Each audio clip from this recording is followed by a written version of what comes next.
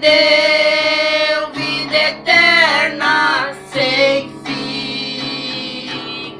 O que fez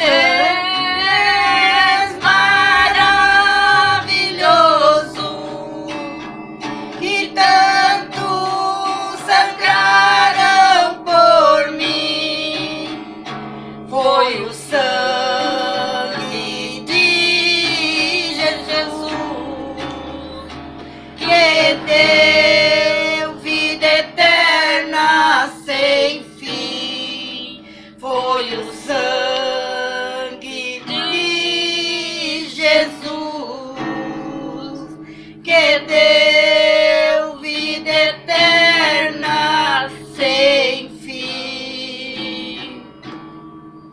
Vamos ver agora.